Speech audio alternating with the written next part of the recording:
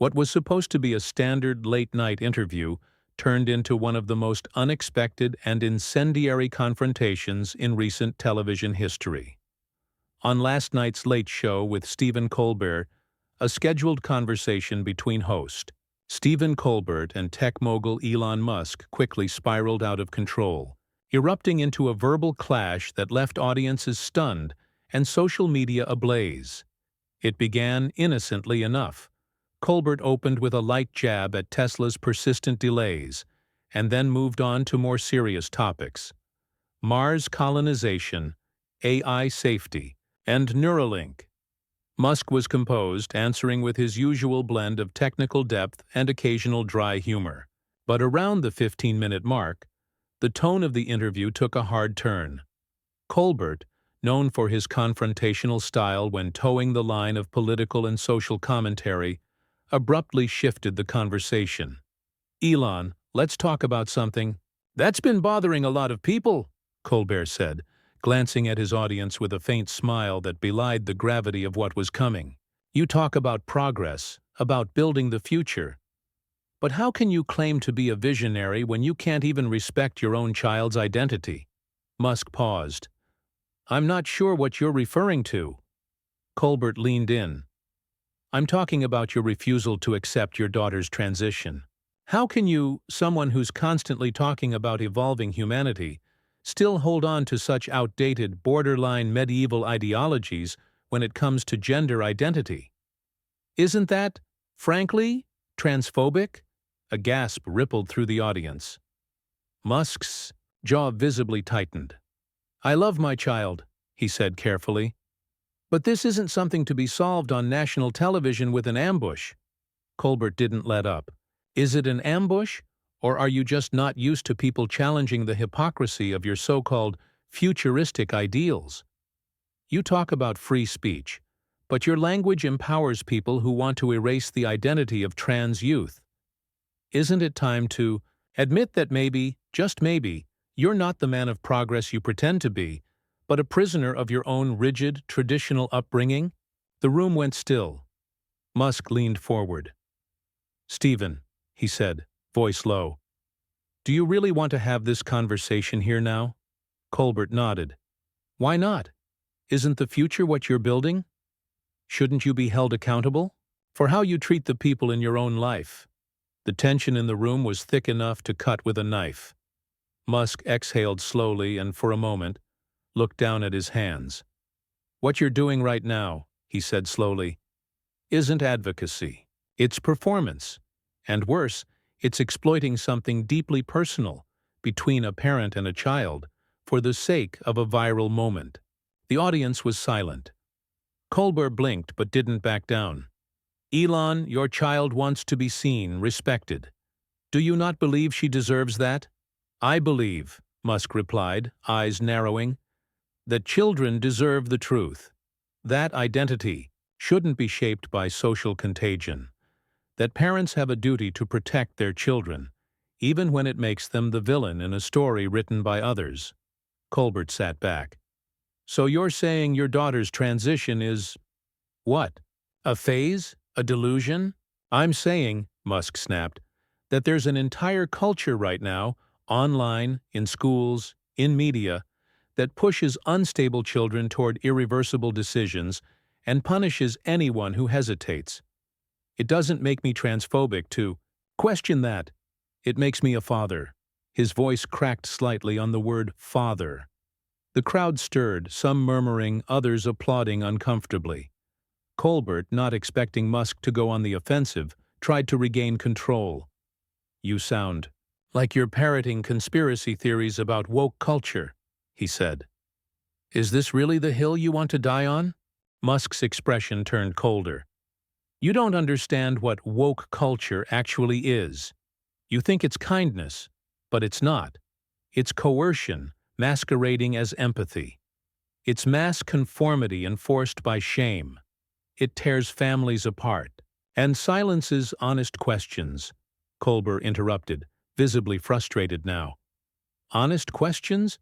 You mean denial? You mean disrespect? You mean dismissing your child's identity?" "No," Musk cut in sharply.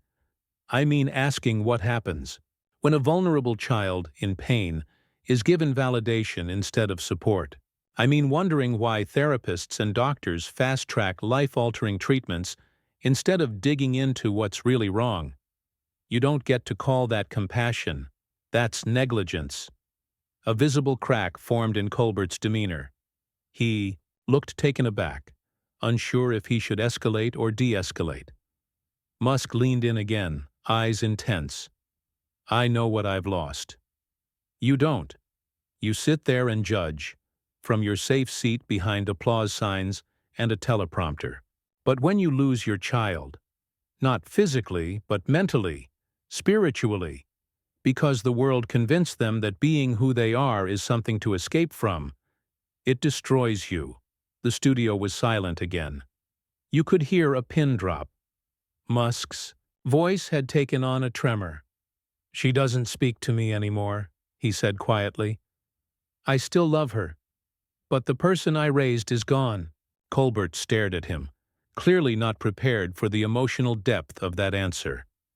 But Musk wasn't finished. You want me to apologize for not celebrating that loss? You want me to clap while the world pats itself on the back for how progressive it's become, while it amputates parts of people's souls and calls it healing? There was a tear sliding down Musk's cheek now. The audience didn't know how to react. Some looked moved. Others were clearly uncomfortable. But no one dared speak. Colbert, for the first time all night, was visibly at a loss. The camera panned briefly to the side, catching a stunned producer behind the scenes motioning something. With a hand across their neck, "Cut it." Colbert finally spoke again, this time not with fire, but something closer to cold irritation. Well, Elon, I think we've heard quite enough. Musk raised an eyebrow. Of course we have. That's how this always ends. And with that, Colbert turned to the camera. We'll be right back, he said abruptly. But they wouldn't be right back. What came next would only escalate the fallout. The commercial break never aired. The show cut to a muted logo screen for an uncomfortably long 43 seconds before snapping back into the studio feed. Live again, though clearly unintended. The stage was dimmer now, the usual late-night gleam dulled by the weight of what had just unfolded. Elon Musk remained seated, his posture firm but drained. The single tear that had slipped down his cheek had dried, leaving a faint streak across his skin. Stephen Colbert, standing off to the side of his desk, was mid-conversation with a producer, his mic still hot. "Kill his second segment," Colbert hissed, his voice clipped. "We're scrapping the whole Neuralink demo." The producer nodded, hurried off stage. Colbert turned back toward the desk and realized, too late, that the cameras were still rolling. The control room hadn't cut cleanly. The audience was watching this, all of it. He returned to his chair, forced a thin, practiced smile. "Well," he said with a hollow chuckle, "that certainly got intense." Musk didn't flinch. "Intense is one word for it." Colbert tried to redirect. "You know, Elon, you came here to talk about space, technology, all these big dreams. But instead, you chose to go on a personal tirade about how the world is apparently crumbling because it dares to evolve." "I came here expecting a conversation," Musk said, "not a staged ambush of my personal life." "That's rich," Colbert fired back. "You say you believe in free speech, but you can't handle a simple question about your own child?"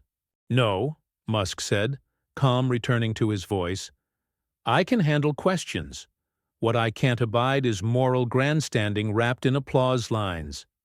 You want me to nod along while you shame me for grieving? You want me to pretend my child's pain is just a milestone in your narrative about progress?" Colbert's jaw tensed. "So you'd rather double down on your delusions and play the victim?" Musk leaned forward, unblinking. "You don't know what it's like to be told your child hates you because you wouldn't lie to them. You don't know what it's like to be painted as a monster for asking the question no one wants to ask. What if we're wrong? What if the culture that pretends to care so much about mental health is pushing kids down a path they can't come back from? There were a few claps from the audience, scattered, tentative, but they died almost instantly. Colbert pressed on, voice rising. So this is your crusade now?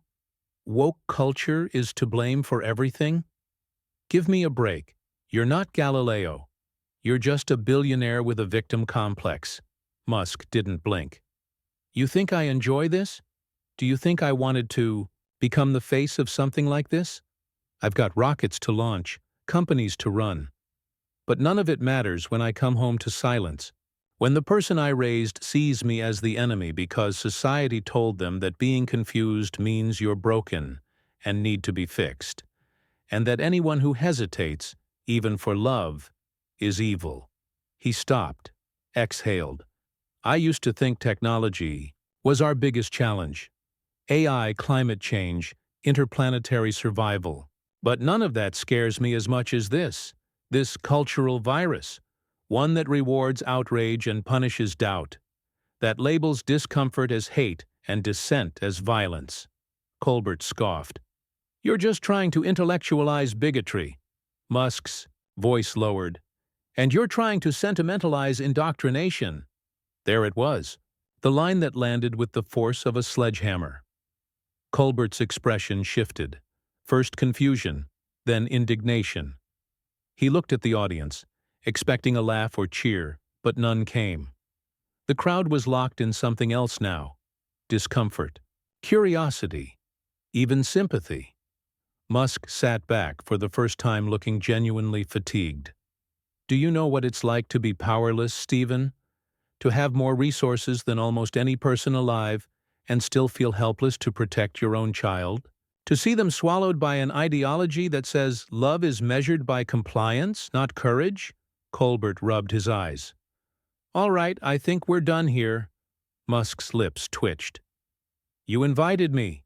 You picked the topic. And now I'm uninviting you, Colbert snapped. We're done. This interview is over. Musk stood slowly. He didn't storm out. He didn't slam the chair or curse or mutter under his breath. Instead, he looked around the studio, at the lights, the staff, the stunned audience, and gave a slight, solemn nod. I hope, he said softly, that one day you understand what you're helping to build. And I hope you're brave enough to face it when it collapses. He stepped away from the desk, unplugged his mic, and walked off stage without another word.